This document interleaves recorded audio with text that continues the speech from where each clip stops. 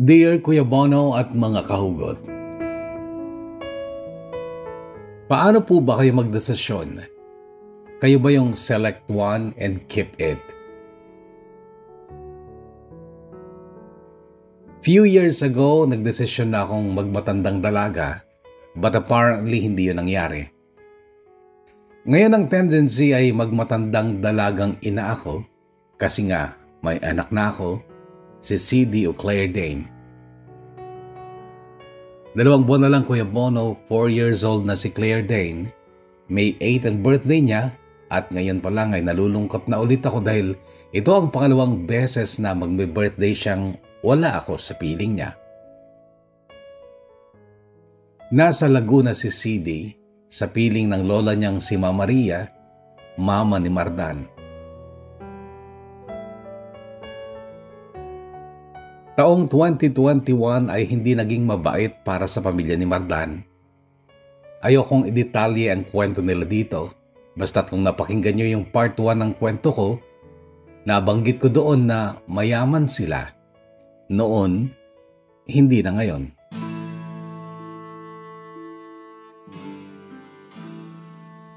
Nagkaroon ng patong-patong na kaso ang papa nila at 2 ate ni Mardan at sila ay nakulong. Yung mas batang ate ni Mardan ay nakapunta ng Amerika bago malitis ang papa at ate nila at si Mardan naman that time ay kasama ko pa. Sa kanilang pamilya ang lumabas lang na malinis or innocent sa mga kaso ay sina Mama Maria at si Mardan dahil sila ang hindi nakialam sa mga negosyong dati ay nagpayaman sa kanila pero siya ding nagpahirap sa kanila ng sobra. Yung malaking bahay nila, hinatak ng bangko pati ang 7 sasakyan nila. Kung nadamay man si Mama Maria sa parusa, kinuha lang din ng otoridad ang lahat ng pera, mga alahas at mamahaling bag na naipundar niya dahil lahat daw yun ay katas ng illegal na negosyo ng asawa at mga anak niya.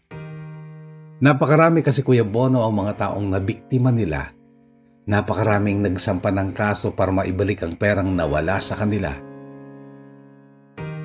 Yun ang unang practical na halimbawa in front of my very eyes na totoo ang karma. Kaya naman ngayon naniniwala na talaga ako na ang universe ay manakalaang parusa sa mga taong nang aagrabyado ng kapwa. At ito ay sa pamamagitan ng karma. Dumaan din ako sa mahirap na sitwasyon pero that was not my karma because I know that I don't deserve one. Ginusto kong maranasan ang paghihirap na yon dahil kinailangan kong magsakripisyo para sa pinakamamahal kong anak.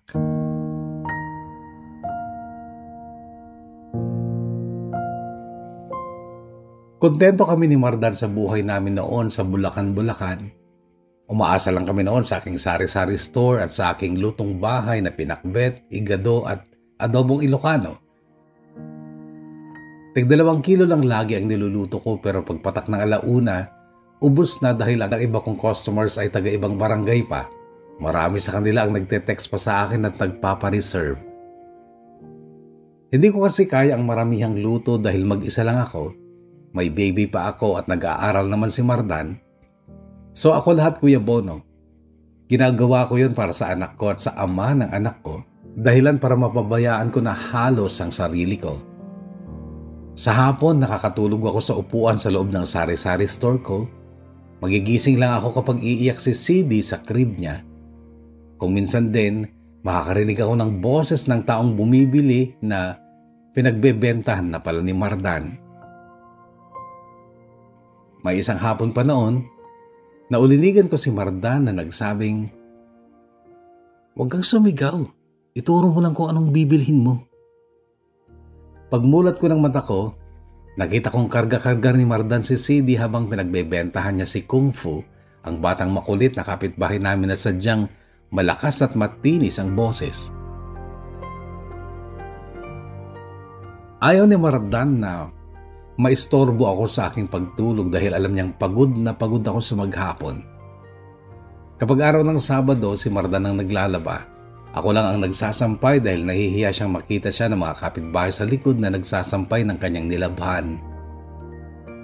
Naunawaan ko yung Kuya Bono dahil siya ay lalaki at bata.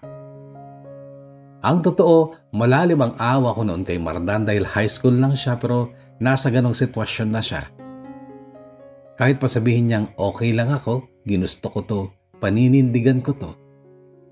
Hindi ko pa rin maiwasang maisip na maraming bagay ang nawala sa kanyang kabataan dahil sa sitwasyong pinili niya. Oo, maraming pagkakataong umiksi ang pasensya ko dahil sa pagod at stress. Nasisigawan ko si Mardan, nasusumbatan, pinupuwersa ko siyang tumulong, gumalaw, makisama. Pero kapag malamig ng ulo ko ay nakukonsensya ako kasi parang pinahihirapan ko siya. Yung paghihirap namin, yung pagpapabaya ko sa katawan ko ay hindi ko sinisi kung bakit napatol sa iba si Mardan. Ang sinisi ko ay ang walang hiya at walang kasing landing si Carla na siyang umagaw ay hindi pumikot kay Mardan. O Kuya Bono, hindi ko nga pala dapat sabihing inagaw ni Carla sa akin si Mardan. Sabi kasi ni Carla sa akin noon, ang kapal mo naman kung iniisip mo na pagmamay-ari mo si Mardan. Ang tanda mo na, mahiya ka sa mukha mo. Naanakan ka lang pero hindi mo siya pagmamay-ari.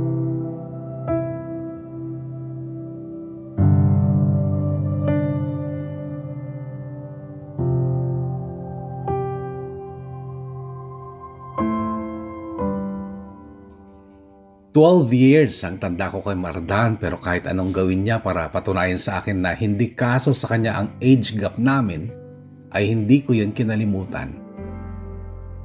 Ayaw na ayaw niyang mabanggit ko ang pagiging hamak na mas bata niya dahil age doesn't matter nga daw pero hanggang sa oras na nagpaalam siya sa akin, ay inunawa kong bata siya at dapat lang na mapunta siya sa halos kaedad lang niya.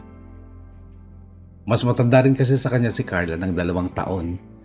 Maganda si Carla at anak pa ng may kaya, anak ng may impluwensya.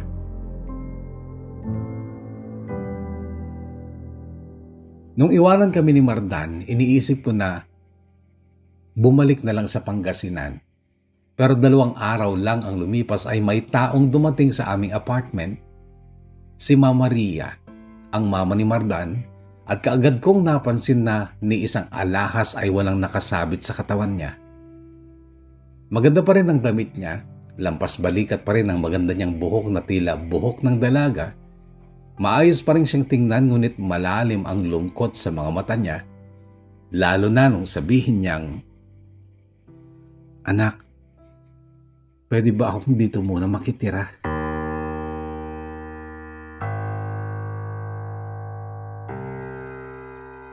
Humagulgol kaagad ng iyak si Mama Maria matapos niyang malamang hindi na kami nagsasama ni Mardan.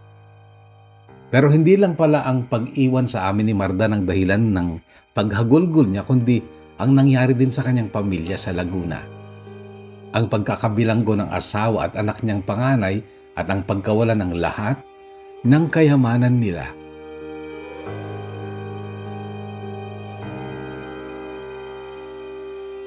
Kung uuwi ako ng Pangasinan, pagpipiyastahan ako ng mga chismosa at isa pa, umuugong pa rin sa utak ko noon ang mga salita ni Papa.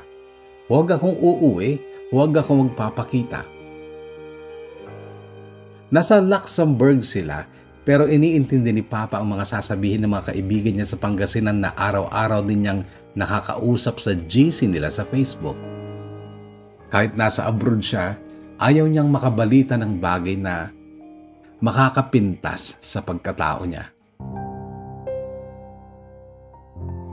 Hindi ko pa gaanong ka-close noon si Mama Maria dahil kahit ilang beses na rin kaming umuwi noon sa Laguna nung mayaman pa sila, ay talagang nahihiya ako sa kanya. Pero nung araw na malaman ko ang nangyari sa pamilya niya ay nakadama ako ng awa at simpatya sa kanya. Maging ang pananalita niya, yung tono at lingwahe, nagbago kasi. English speaking sila noon sa Laguna, pero nung kaharap ko siya nung araw na yon, ibang-iba siya. Ang sabi niya nung hawak niya ang kamay ko, "Tutulong na lang ako sa iyo dito, Clara. Pangako, hindi ako magiging pabigat sa iyo." At totoo naman, Kuya Bono, ang laki ng ginhawang na idulot sa katawan ko ng pagdating ni Mama Maria.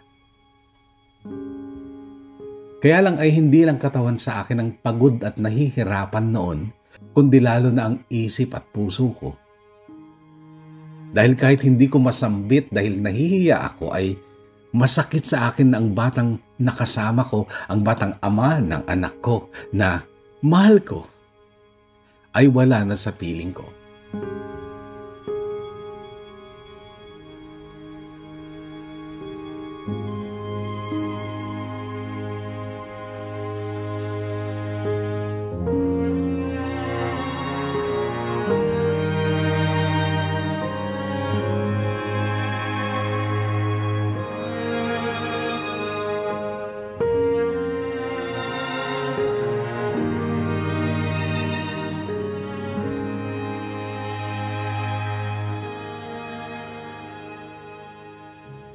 Oo, Kuya Bono, dumudugo ang puso ko, pero lagi kong sinisikap na panaigin ang talino ko, ang utak ko.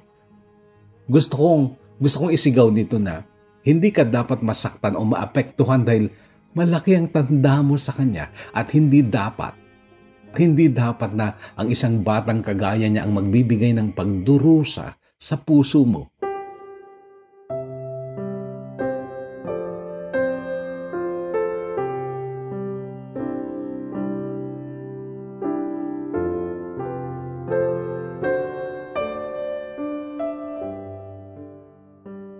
Mabilis kong kinontra ang sinabi ni Mama Maria isang gabi habang pinapatulog ko sa CD. Nakabantay siya sa amin noon habang nagtutupi naman siya ng mga nilaban niyang damit ng bata. Mana lang si Mardan sa papa niya. Alam mo, Clara, kung hindi pa nagkakaso si Danilo, hindi ko malalaman na may babae pala siya at dalawa na ang anak nila. Ay, hindi po, Mama Maria. Iba po ang kaso ni Mardan. Pinikot siya, nilasing siya ni Carla at si Carla ang gumawa ng paraan para may mangyari sa kanila ni Mardan. Napatitig sa akin si Mama Maria bago nagtanong ng, bakit hindi mo pinaglaban si Mardan? Respeto po. Respeto sa sarili ko. What do you mean? May kaya pa ang pamilya ni Carla. Dalawa ang uncle niya abogado at ako, hindi ko kayang humarap sa husgado at ipagsigawang pagtatawanan po ako, lalaitin, kukutsain. Itinakbil na ako ng tatay ko dahil sa pagsama ko kay Mardan. Hindi ko na kayang dagdagan ng kahihiyan sa magulang ko. Pero di ba nasa abroad naman ang parents mo? Malalaman po nila. Pero Clara, mahal mo naman ang anak ko, di ba? Mas bagay po sila ni Carla. At sa tingin ko, paraan na rin to ng tadhana para mapabuti ang buhay ng anak nyo. Lalo na't ganyan ang nangyari sa pamilya nyo. Pangarap po ni Mardan na maging doktor at alam ko matutulungan siya ni Carla para matupad yon.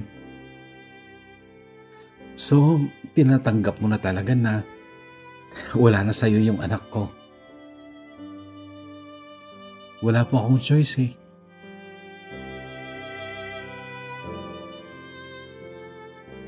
Noon ay lumapit sa akin si Mama Maria at niyakap ako at ang sabi, halos pareho tayo, Clara, pero nasasaktan ako para sa'yo kasi ang liit pa nitong apo ko. Ako matanda na ako at isa pa, dati rin akong mahirap kaya kayang-kaya ko itong nangyari sa amin. Pero ikaw, Clara, kakayanin mo ba talaga? Nung araw pa na iniwan kami ni Mardan, hindi ko pa talaga alam kung paano kami ni CD. Pero nung dumating po kayo, nakadama ako ng lakas ng loob at pag-asa. Okay, Clara, at pangako tutulungan kita. Hindi ako magiging burden sa'yo. At hindi ko kayo iiwanan ng apo ko. I promise that.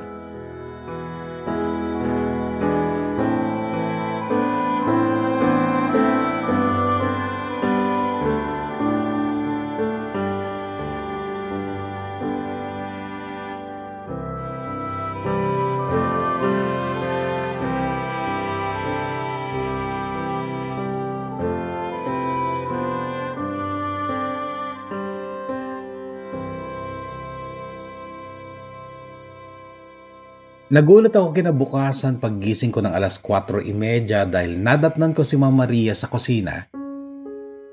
Kinabahan pa nga ako dahil akala ko ibang tao siya.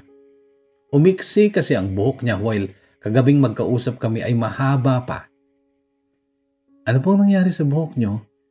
Tanong ko, ngumiti siya at sinabing, high maintenance ang buhok na yun, Clara, kaya ginupit ko na lang. Bagay naman sa akin, di ba? Parang bumata nga po kayo pero parang tumigas po yung itsura niyo. At iyon ang gusto kong mangyari, Clara. Ang magmukha akong matigas, mukhang matapang dahil tayong dalawa ay may gerang sasabakan. Gera ng buhay na sinusubok ng panahon. At dito, hindi tayo dapat lalampa-lampa. Dapat sa gerang ito, mananalo tayo dahil mayroong isang bata na umaasa sa atin. Ang apo ko. Sa bawat araw na kasama ko si Mama Maria ay mas lalo ko ba siyang nakikilala, Kuya Bono. Mahilig siyang magkwento habang nagtatrabaho kami, lalo na kapag kami ay nagluluto ng aming panindang ulam. Dinagdagan na namin noon ang aming kasirola dahil ang dating pakbet, adobong Ilocano at igado ay nadagdagan din ng putahe ni Mama Maria na fried chicken at chop suey na maitlog ng pugo at gaya ng dati ay kay bilis na uubos.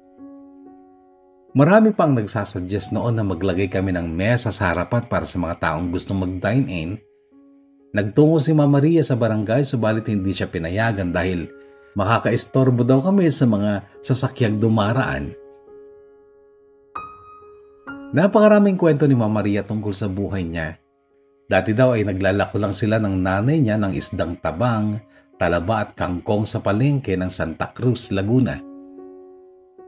Noong namasukan siyang katulong sa Calamba, doon niya nakilala ang papa ni Mardan na kaibigan daw noon ng anak ng boss niya. Hindi raw niya gusto noon ang papa ni Mardan at inamin niyang naging practical lang siya kaya niya ito pinakasalan. Pero paglaon daw ay natutunan niyang mahalin ang papa ni Mardan. Naisip ko ulit ang sinabi niyang halos magkapareho kami kasi sang-ayon ako sa kanyang sinabi na natututunan ang pag-ibig.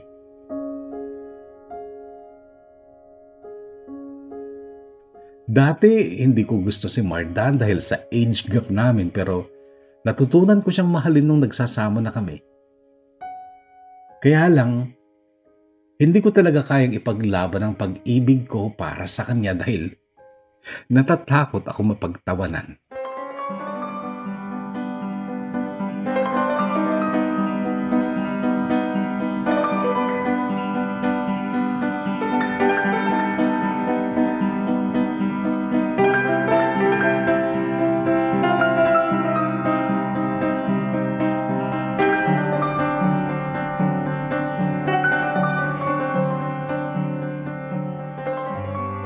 Si Ate Sofia, ang kapatid kong nakapag-asawa ng taga-Alakapan, Cagayan, ang nakakumbinsi sa akin na mag-abroad bilang kapalit niya sa kanyang napakabuting amo dito sa Singapore.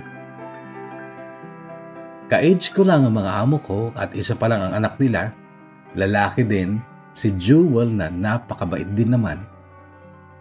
Pero bago ako nag-flight ay umalis muna kami ng Bulacan at tumira kami sa pinsan ni Mama Maria sa Nagcarlan, Laguna.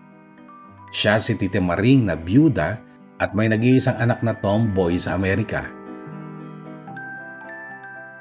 Kay Tita Maring kaagad tumira si Mama Maria noong mabatak ng bangko ang bahay nila.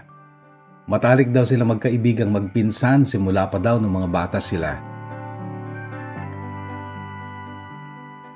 Ginarage sale namin ang ibang gamit na naipundar ko sa Bulacan, pero yung mga gamit sa pagluluto at tindahan ng ulam ay ipinilit ni Mama Maria na dalhin namin sa Laguna dahil magtitinda daw siya sa harap ng bahay ni Tita Maring. May pamangkin si Tita Maring na binata, si Janus na noon ay 3rd year na sa college. Ito ang nag-iisang kasama ni Tita Maring sa bahay na minana niya sa mga magulang niya. May kalakihan nito pero halatang luma na. Nasa kulang 2 buwan din kaming nakapagtinda pa ng lutong ulam sa harap ng bahay ni Tita Maring bago ako nag-flight. Marami kaming naging suki. Hindi ko lang ma-memorize sa mga pangalan nila kahit na madalas ko silang nakakakwentuhan at nakakabiruan. Kung sa Bulacan ay adobong Ilocano ang bestseller ko, sa Nagkarlan naman ay igado ang pinakamabilis maubos. May isang lalaki pa noon nang noong una ay bumili lang ng isang order. Pero noong sumunod na araw ay 15 order na ang binili.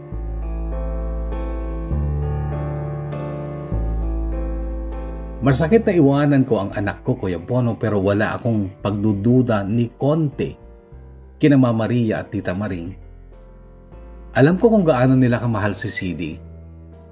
Kinailangan kong makipagsapalaran, Kuya Bono, dahil gusto kong makaipon para sa kinabukasan ng anak ko.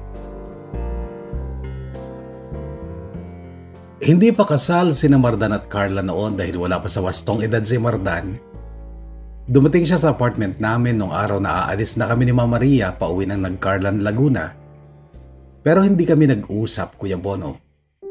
Sila lang mag-ina ang nag-usap pero naririnig ko naman. Nangako si Mardan sa kanyang ina na hindi magtatagal ang pagtitiis ni Mama Maria sa paghihirap niya matapos ng nangyari sa pamilya nila. Ang sagot ni Mama Maria, "I don't care about the struggle, anak. I'm okay. I'm used to this kind of life.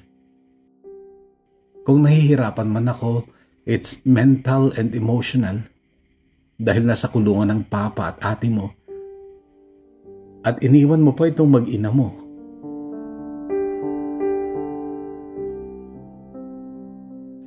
Hinila ni Mardan ang mama niya sa labas at doon sila nag-uusap. Pag-alis ni Mardan, sinabi rin lahat sa akin ni Mama Maria ang sinabi ni Mardan sa kanya. Ginawa daw niya yon para hindi kayo mapahamak ni CD. Mahal na mahal daw niya kayo kaya hindi na siya kumontra dun sa gusto ng babae.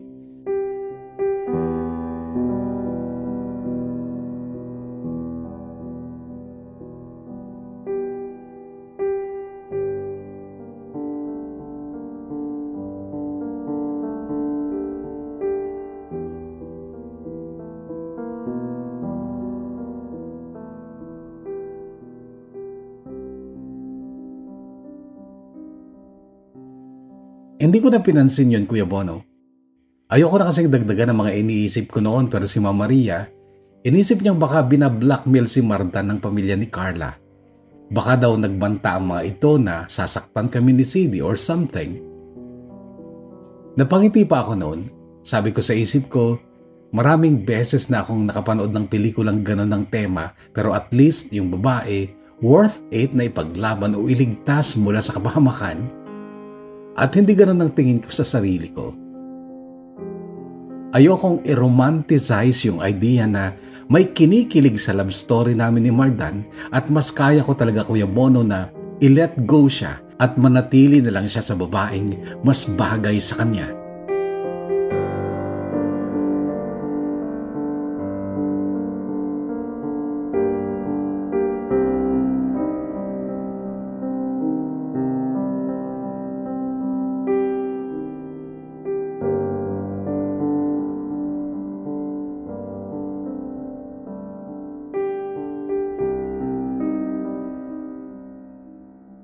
Two weeks pa lang ako dito sa Singapore noon, Kuya Bono, ay may nag-chat-chat sa akin. Dan ang pangalan, Dan din ang apelido sa Facebook. Wala siyang profile picture, pero 2018 pa niya ginawa ang account niya.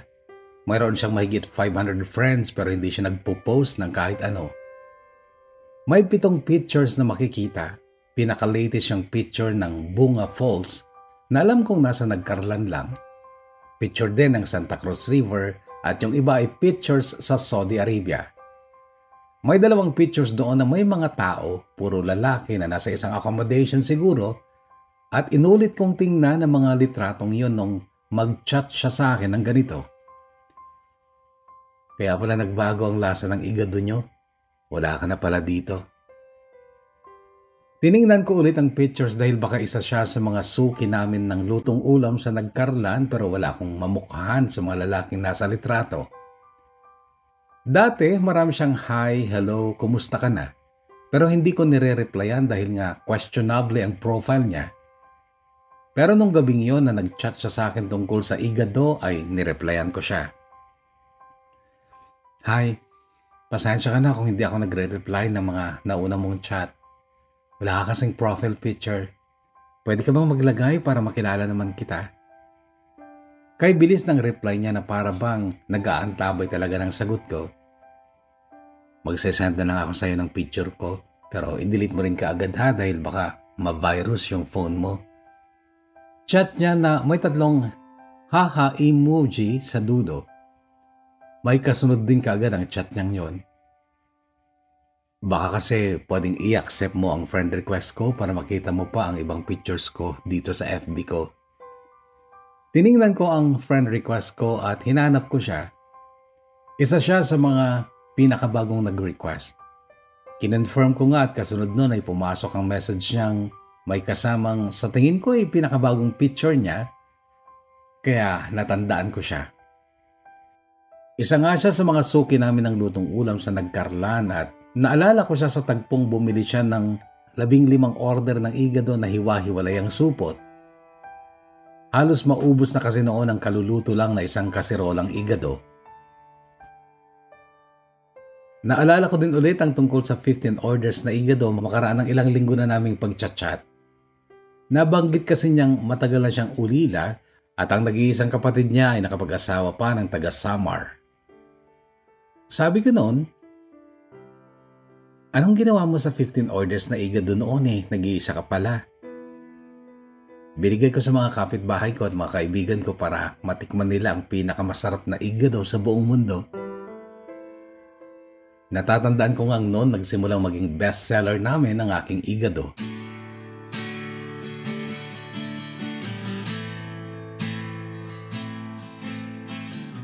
Ang lalaking iyon, Kuya Bono, ay si Roldan.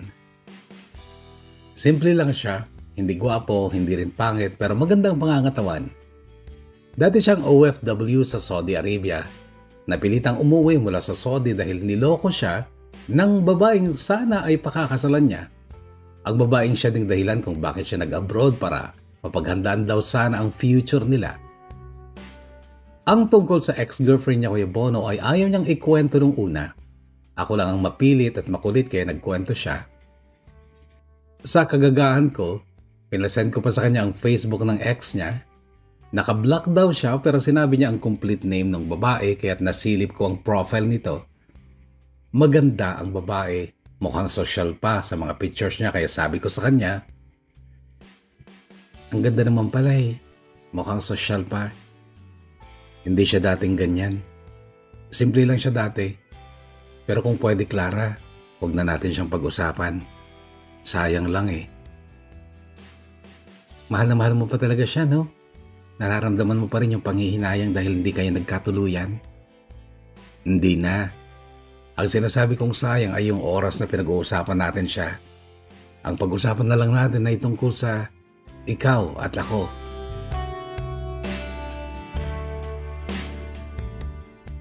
Natinag ako sa salitang ikaw at ako. At noon ako nagsimulang makumbinsi na may lugar na nga yata ako sa puso niya dahil mag-iisang buwan na kami nagchat-chat noon at sa totoo lang ay hindi ko rin namalayang ganun na pala kami katagal magka-chat. Tinanong ko siya noon, Kuya Bono, wala ka bang jowa? Wala Ang daming magaganda dyan Ang sagot niya,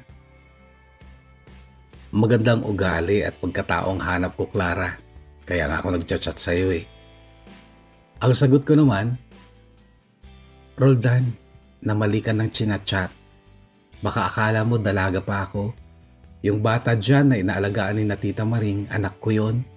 At yung isang babae dyan, si Mama Maria, nanay siya ng ama ng anak ko. Alam ko, kaklose ko si Aling Maring. Sa kanya ko nga nakuha ang Facebook mo At alam ko din na may iba ng asawa ang tatay ni Claire Dane. Na-impress ako na pati kompletong first name ng anak ko ay alam niya. Walang tumatawag sa anak ko sa pangalang Claire Dane kundi ako lang kapag galit ako sa kanya. Feeling ko nun, Kuya Bono, ay marami na talagang alam si Roldan tungkol sa akin. At sa totoo lang Kuya Bono, noong panahong yon ay gustong-gusto ko nang makipagrelasyon sa iba upang tuluyan na rin akong malihis sa maling landas ng relasyon ko kay Mardan.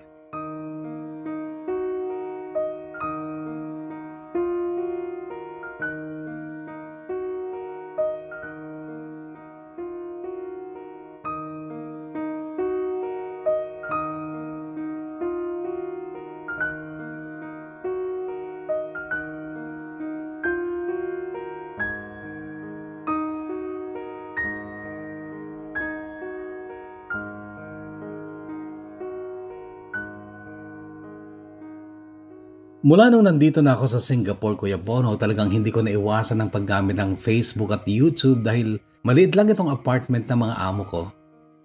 2 oras lang halos tapos na ang paglilinis ko. Sa paglalaba, automatic naman ang washing machine. 3 bedroom lang ito na nasa 16th floor ng isang public housing building dito sa Bukit Panjang. Medyo malayo ito sa city center, pero walking distance lang sa Senja LRT station. Walang mga kotse ang mga amo ko. Pareho silang nagtatrabaho pero gumagamit sila ng LRT para pumasok sa trabaho nila. Ganon din sa pag-uwi. Si Jewel naman, ang anak nila, hatid sundo ko lang sa school niya na walking distance lang din kaya napakarami ko talagang extra time na susunugin sa Facebook at YouTube. Hindi na rin ako nagkamali ni minsan sa mga trabaho ko dahil nasabi na sa akin lahat ng Ate Sofia ko ang mga do's and don'ts, pati ang mga ayaw at gusto ng mga dating amo niyang amo ka na ngayon.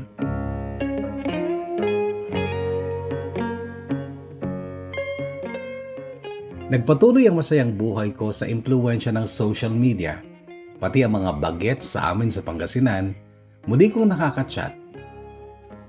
Dati kasi, nung nasa Bulacan pa kami, naging sobrang busy ako kaya hindi ko na nakaharap talagang mag-Facebook.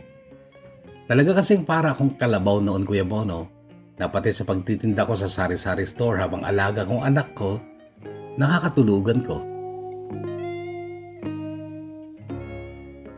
Disappointed ang mga bagets kay Mardan kasi nga pinapantasya nila ito noon. Pero sabi ko sa kanila, huwag silang magalit kay Mardan. Magalit sila sa malanding babaeng si Carla. Sabi pa nila, ibigay ko daw ang Facebook ni Carla at pauulanan nila ng bash. Sabi ko naman, huwag na. Past is past. And guess what? May present na ako ngayon. Sabi ko pa sa kanila, talaga tita? Sabad ng pamangking kong si Chanel na kasali din sa GC namin pero parang nagbabasa lang lagi. Kaaway ko kasi siya mula nung makipagtanan ako kay Mardan. Hindi naman seryoso ang away kundi lagi lang kami nagkakabangga talaga dahil sa ugali niya. That time ay biglang ang sumabad si Chanel sa chat na parang hindi na niniwalang may bago na ako matapos ang pag-iwan sa amin ni Mardan. Ang sagot ko naman sa kanya sa GC namin ay, oo Chanel, may bago na ako at bagay kami kasi halos magka-age lang kami. Matanda lang siya sa akin ng 7 months. Kasing pogi din ba ni Mardan tita? Tanong naman ni Raul na bakla. Hindi Hindi siya gwapo, hindi rin pangit. Sakto lang. Bigla ulit sumabad si Chanel. Match nga kayo tita. Kasi hindi ka rin naman maganda.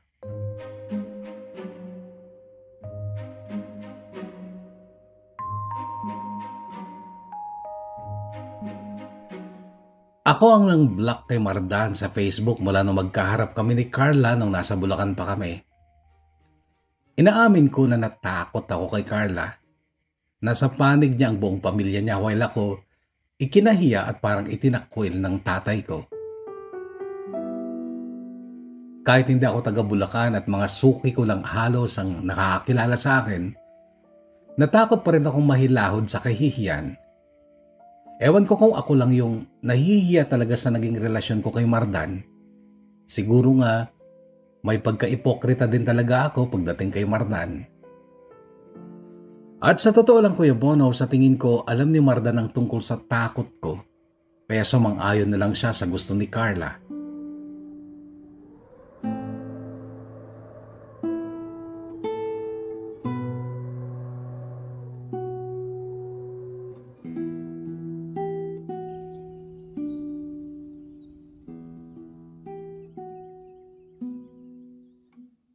Alas 6 ng umaga, June 6, 2022, 6:66.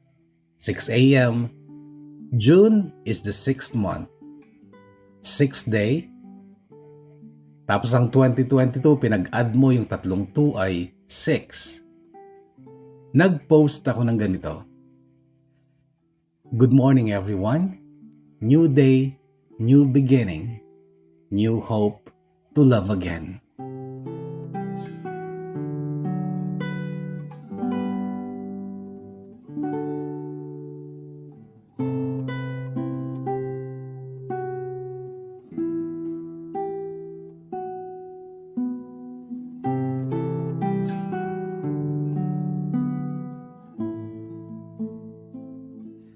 Six hours ago, 12:06 ng madaling araw ay sinagot ko si Roldan bago ako natulog. 6 months na siyang naliligaw noon sa chat lang. Hindi ako ganun ka-in love sa kanya.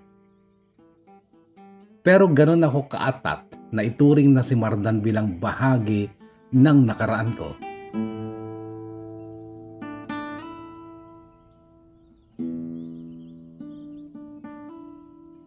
Pero hindi ako magpapaka-plastic, Kuya Bono. Umiyak ako bago ko sinagot si Roldan. Umiyak ako dahil bumalik sa alaala ko ang mga unforgettable memories namin ni Mardan. Mga alaalang magiging alaala na lang.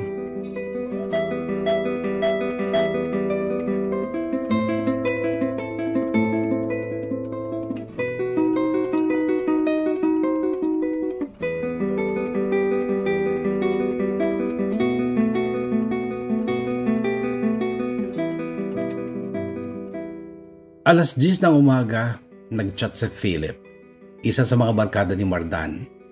Ang sabi niya, Ate Clara, pwede bang paki-explain yung post mo? Bakit? Ate, sabihin mo na lang kung mali ako. May iba ka na ba? Tama ka, Philip. May mahal na akong iba. Bigla siyang nag-video call, Kuya Bono, pero kinakancel ko. Hindi kami ganoon ka-close para makipag-VC ako sa kanya. Nag-chat ulit siya nang sabi, Ate Clara, mahal na mahal ka ni Mardan. May plano kami. Hindi sila magkakatuluyan ni Carla. Please, maniwala ka sa akin. Philip, prank ba ulit ito? Tanong ko kasi si Philip ang nagplano ng prank nila noon na kunwari namatay si Mardan at muntikan pa akong makunan dahil doon. Ate Clara, hindi prank ito. Please, ayaw namin kay Carla. Ikaw ang gusto namin makatuluyan ni Mardan. Mahal na mahal niya kayo ni CD. Huwag kang magmahal ng iba, Ate Clara. Maghintay ka lang. Maisasakatuparan namin ang plano namin. Sinagot ko si Philip at ang sabi ko, Philip, ipabasa mo ito kay Mardan. May mahal na akong iba. Isang lalaking ka-age ko lang. Isang lalaking hindi ako dadaanin sa immature prank. Sabihin mo sa kanya, ayusin niya ang buhay niya. Paghandaan niya ang kinabukasan niya. Isipin niya ang mama niya.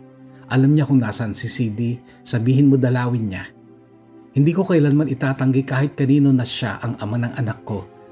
Pero sa puso ko, isa na lang siyang alaala. Pakipabasa mo yan sa kanya.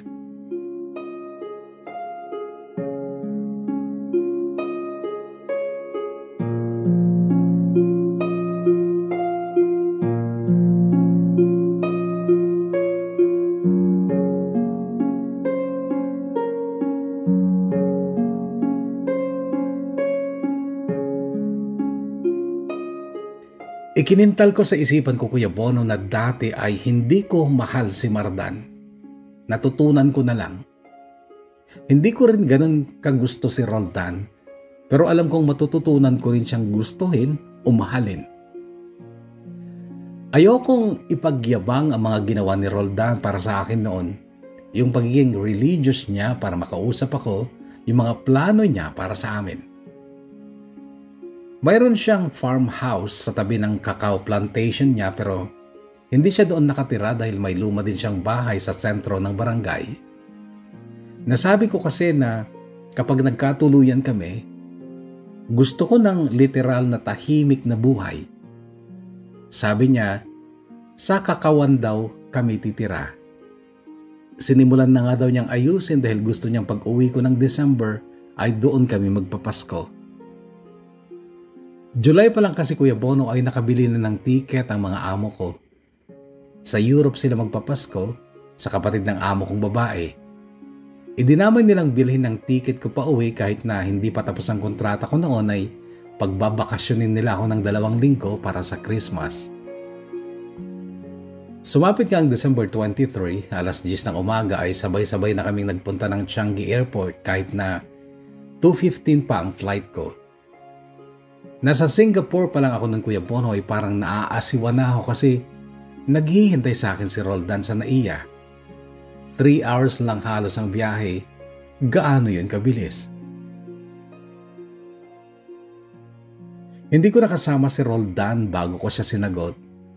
Napaka-awkward noon para sa akin pero ganun din pala siya. Mahihain siya Kuya Bono pero agad kong naramdaman na safe ako sa kanya.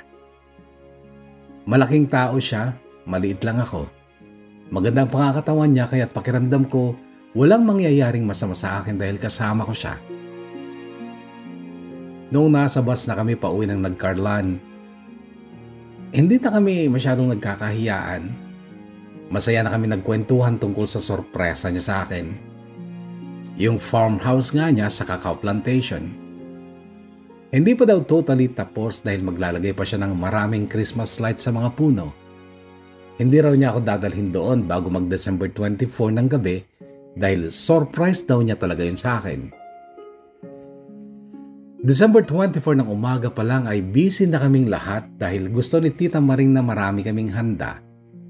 Pagsapit ng alas 7 ng gabi, nakaligo na ako at nakabihis dahil halos naluto na naming lahat ng handa. Alas 8 ng gabi ang usapan namin ni Roldan na pagsundo niya sa akin.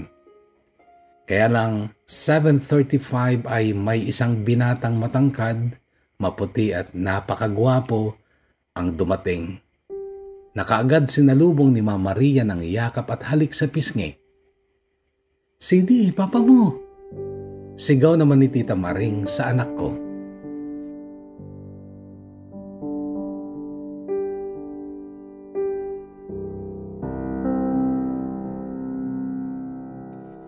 "7:50 dumating si Roldan sa harap ng bahay ni Tita Maring. Agad ako nagpaalam kina Mama Maria dahil ayoko siyang pumasok dahil magkikita sila ni Mardan. Pero paglabas ko ng pinto ay sinundan ako ni Mardan. Narinig ko ang sinabi niya pero hindi ko siya nilingon. "Pwede ba tayo mag-usap sandali?" Tumigil ako sa paghakbang nang makita kong may kausap na lalaki si Roldan sa kalsada. "Bilisan mo lang. Alam mong ayoko nang nagpapahintay ako."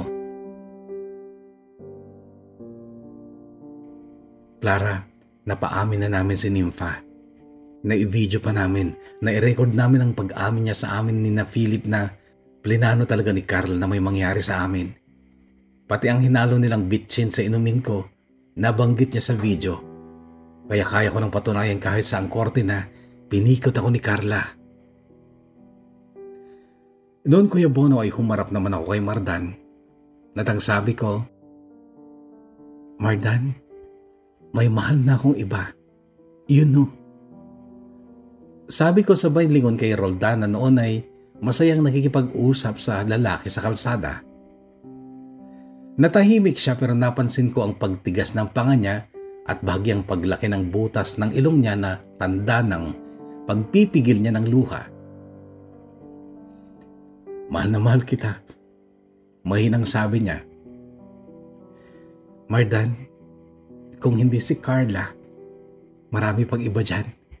Guwapo ka, matalino ka. Clara, nagsisikap akong maging karapat dapat sa'yo. Kahit kailan, Mardan, hindi ko hiniling na gawin mo yan." "Kahit kailan ba talaga? Hindi mo ko minahal kahit konti." "Mardan, naalala mo siguro, lasing ka lang nung may mangyari sa atin. Lasing ka nung mabuntis mo ako. Pinanindigan mo lang ako at gusto kong malaman mong hinahangaan kita ng sobra sa paninindigan mo.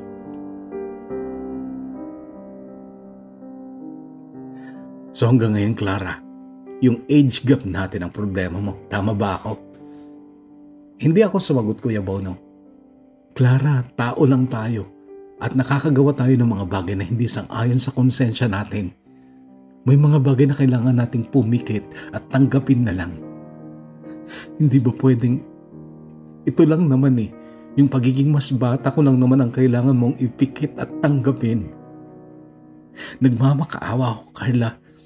Hindi lang para sa akin, para sa anak natin.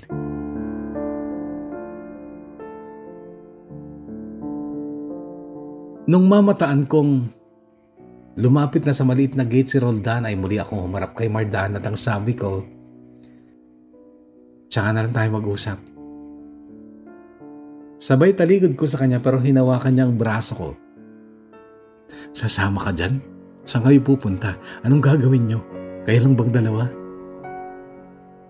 Mardan, isipin mo na lang na never kong pinakialaman kung saan kayo nagpupunta ni Carla at kung ano ang mga ginagawa niyo kapag magkasama kayo.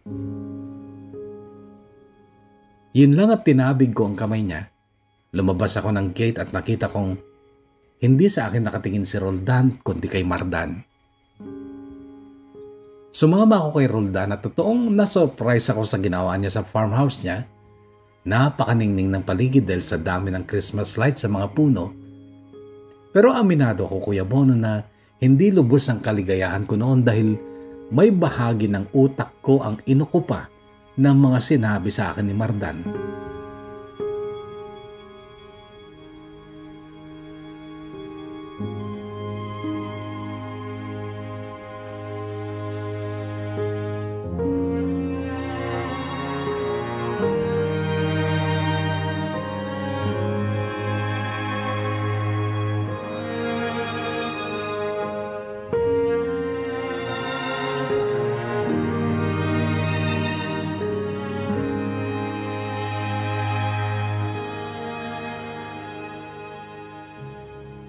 Nasa 2 oras lang kami sa farmhouse, Kuya Bono.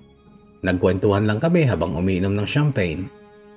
Nagbago ang plano naming doon sana kumain ng Noche Buena. Ako ang bumago nang dumating bigla si Mardan. Ayoko kasing isipin niyang mas gusto ko pang mag Noche Buena kasama si Roldan kesa kasama ang anak namin. At ang 2 babaeng nag-alaga sa anak namin habang nandito ako sa Singapore. Pasado 10:00 ng gabi nung ihatid ako ni Roldan sa bahay ni Tita Maring. Sinalubong ako ni Mardan at Sidi. Nakatitig sa akin si Mardan pero hindi ko sinalubong ang titig niya. Bago ako makapasok sa pinto ng bahay ay hinila ni Mardan ang braso ko. At ang tanong, may nangyari ba sa inyo? Wala siyang preno at muntikan akong matawa dahil hindi man lang niya maitago ang pagsiselos niya. Bata talaga, sabi ng isip ko. Pero in fairness, gusto kong matuwa dahil hello, ganun ba ako kayami para ipagdamot niya sa iba? Pero sa totoo lang, marespeto si Roldan, Kuya Bono. Kung paano siya makipag-chat at magpag-video call, ganun din siya sa personal. Maingat siya sa mga salita niya. Halatang pinag-iisipan muna bago niya bigkasin. Masaya kaming nag-Noche Buena pero kinabukasan pasado 2:00 ng hapon ay bumalik ng Bulacan si Mardan. Pinapauwi na raw siya ni Carla. Ipinagkibit balikat ko yon at hindi ko siya pinagbigyan nung ayain niya ako mag-usap daw kami kahit saglit lang. In-enjoy ko lang ang 11 days kong bakasyon sa Laguna at 1 araw sa Maynila sa bahay ng kuya ko. Kahit papano ay nakapagpamigay ako ng mga aginaldo sa mga anak ng kuya kong bakla, pero nakapito ng anak, kabilang sina Petro at Chanel na siyang kasama ko noon sa Pangasinan. May mga nakababata pa silang kapatid sa Tondo na siya kong binigyan ng regalo.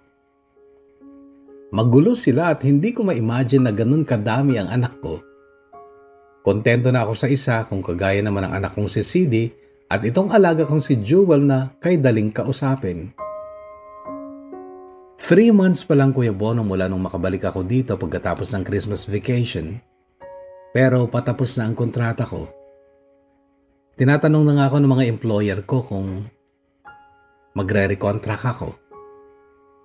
April 17, 2022 nung dumating ako dito, This April, tapos na ang 2 taong kontrata ko. Yung ibang DH dito, pati si Ate Sofia ko dati, 3 years ang kontrata nila, pero dahil sa sobrang pagiging considerate ng mga amo ko, ay binigyan na lang nila ako ng 2 years dahil may anak daw akong maliit pa. Pero kung magre-recontract ako next month, 3 years na ang ibibigay sa akin.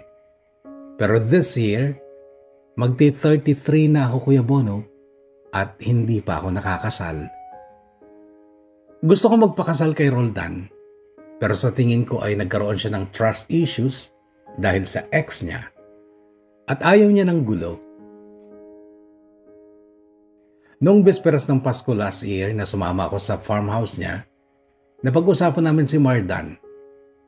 Nahusgahan niya si Mardan base sa kilos at mga titig daw sa akin ni Mardan na tila hindi pa handa si Mardan na pakawalan ako.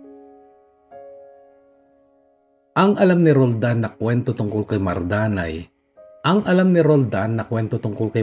ay kasing simple ng may iba na si Mardan, si Carla nga na halos ka-age niya at kabagay niya. Pero hindi daw ganon nang nakita niya kay Mardan. Nung gabing sumama ako sa kanya, yung mga titig daw sa akin ni Mardan ay titig ng isang lalaking ayaw mag-give way. Ayaw magparaya. Ang sabi niya, alam ko yun dahil ganoon ako noon sa babaeng ayaw kong mawala sa buhay ko. Noon ko inamin, Kuya Bono, sa kanya na tama siya sa observation niya kay Mardan, pero sabi ko, ako nang nagdesisyon, Roldan, na tuluyang putulin yung ugnayan namin ni Mardan, kaya kita sinagot. Ang sagot niya, Kuya Bono, ay tuminag na naman sa akin dahil ang sabi niya, alam ng Diyos, Clara, kung gaano kita kamahal at kung gaano ko ka gustong maging bahagi ka ng buhay ko. Pero hindi ako naniniwala na lubos tayong magiging masaya kung may taong nasasaktan at kung utak mo lang ang nagsasabing gusto mo nang lumaya pero ang puso mo'y gustong manatili sa kanya. Clara, hindi siguro tayo dumating sa ganitong edad para lang magkamali pa sa mga desisyon natin.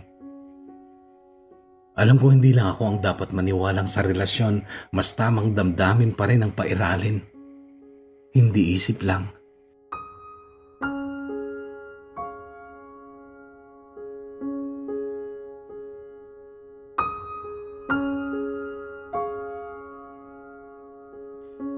Kuya Bono, kung uuwi ako next month at hindi na ako babalik dito, mas mapapatunayan kung gusto ko nang maging asawa si Roldan at baka maging misis niya ako bago ako mag-33. Pero kung pipirma pa ako ng kontrata, 36 na ako pag-uwi ko. Naniniwala ako, Kuya Bono, na kung magpapakasal ako kay Roldan, yun ang literal na paglagay sa tahimik. Oo, hindi ko pa siya ganun kamahal, pero kahit sino ay magsasabing hindi siya mahirap mahalin, pero mahirap ding palagpasin ang isang kagaya niya, lalo na sa kagaya kong single mom na hindi pa nga kagandahan. Kaya lang ay sensitive si Roldan at pirmi siya sa kanyang paniniwala at paninindigan, pero alam kong kaya hindi lubos ang tiwala niya sa akin dahil madalas ay sa chat lang kami nakakapag-usap, kulang pa ang mga sandaling nakapagsama kami para masukat niya yung sinseridad ko at alam kong mapapatunayan ko ito kung uuwi ako at magpo for good na. Ito ang dahilan kung bakit napasulat ako dahil gusto kong alamin ang mga opinyon ninyo. Hindi ako yung taong palahingi ng payo pero sa totoo lang, sa sitwasyon ko ngayon ay nalilito ako. Araw-araw na rin lang akong nakikinig kahit sabi ko, why not na i-open ko yung problema ko sa mga kahugot? Si Mardan, Kuya Bono, ay kamalian sa buhay ko, pero sa puso ko ay tama. Si Roldan naman ang tama, pero sa puso ko alam kong alanganin pa. Kay Mardan, ako yung nagpakatatag, ako ang naging sandalan. Kay Roldan, alam kong kahit maging mahina ako, magiging matibay siyang sandalan ko. At magdadamayan kami dahil pareho kaming walang pamilyang susuporta sa amin. May pamilya ako pero zero ang suporta nila sa akin. Sa mga nakakatanda at marami ng pinagsisihan sa buhay, hindi ba natuto kayong magdesisyon dahil sa mga bagay na pinagsisihan nyo na? Baka po pwedeng tulungan niya akong magdesisyon. Gawin na lang nating simple ang options. A. Mardan, B. Roldan. At bakit? Magbabasa po ako from time to time sa comment section. Walang tama at mali, at ngayon pa lang ay nagpapasalamat na po ako sa oras at talinong ilalaan nyo para sa akin. Umaasa, gumagalang at nagpapasalamat, Clara.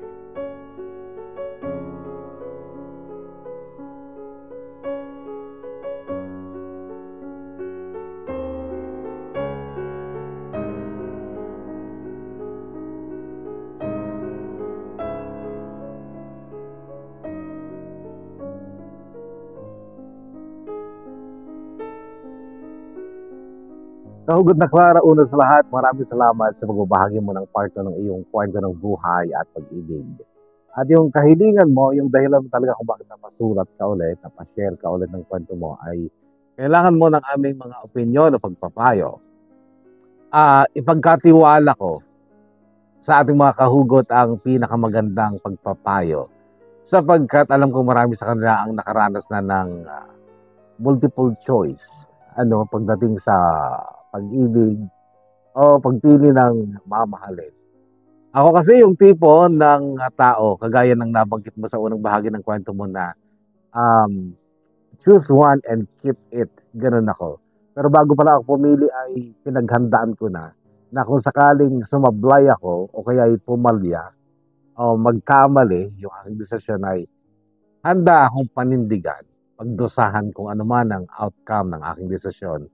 Ganun ako. Sa sitwasyon mo, alam ko kasi magiging bias ako sa'yo kapag sinabi ko yung aking personal na damdamin eh. Pero sabihin ko sa'yo, Team Mardan pa rin ako. Yun lang, kahugot na Clara. Team Mardan pa rin ako. Okay? Anyway, maraming salamat sa pagbabahagi mo ng iyong kwento. Ayokong ipakita sa iyo yung lungkot ko sana na ayaw mong piliin si Mardan pero parang nahahalata. Anyway, kayo na mga kahugot, lalo na sa mga nakatatanda siguro kay Clara, kayo ang magbigay sa kanya ng pinaka-the best na pagpapayo. Okay? So, ngayon ay shout out na lang ako mga kahugot. First 20 tayo. Samuel Galupo says, pa-shoutout kay Bono, I hope by next time na magbasa ka ng LS, yung kwento ko na kuya, malapit na busy lang kasi sa work. Samuel Galupo, maraming salamat. Kevin Jewel Sully Valdez, aga-upload, wala pa nga eh. Shoutout na lang sa'yo. Mary Kinom nga Pinaratok, shoutout to you. Susan Gallievo Viernes, shoutout. Kyrie Pilmac, nahuli na ako sa pa-shoutout but it's okay. Maraming kwento na babasahin kuya. We'll listen to it later. Very busy ang person eh. Ingat ka po and thanks a lot, Clara. Dapat, tayo eh. Newest first. Para mauna yung ayun. Ang nauna pala ay si Merlin Baisagangan. Shout out to you. Aniv at Larep. Pa-shoutout sa asawa ko na si Junior Sanchez at sa mga kapatid ko at mga anak ko at sa mga relatives ko sa Bagao. Thank you so much. Vina, Rahima Sanjay Budi, Assalamualaikum, alaikum salam. Ramadan Mubarak sa mga kapatid kong Muslim na nakikinig o nag-aabang din palagi ng mga upload mo always and still support you. No skip ads always. Shukran, Rahima. Stephen Joy Daliri Full Hand Show. Hello kay Bono, pa-shoutout po.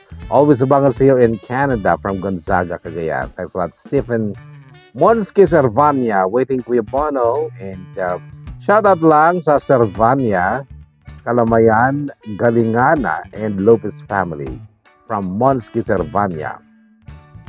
Asel Ginga Padre, shoutout to you. And Cherisa Mateo Kafugawan, pa-shout Kuya Bono, always listening here in Tuwao. Salamat Cherisa. Shamir Isla, pa-shout man Kuya Bono, da kami nga avid listeners mo dito'y Lubuagan, Kalinga, mabuhay Kalinga. And Nine Santiago, pa-shout Kuya Bono. Janine po from Hong Kong at sa family ko sa Isabela. Maraming salamat sa iyo, Janine. Nestle Padua, shout out to you.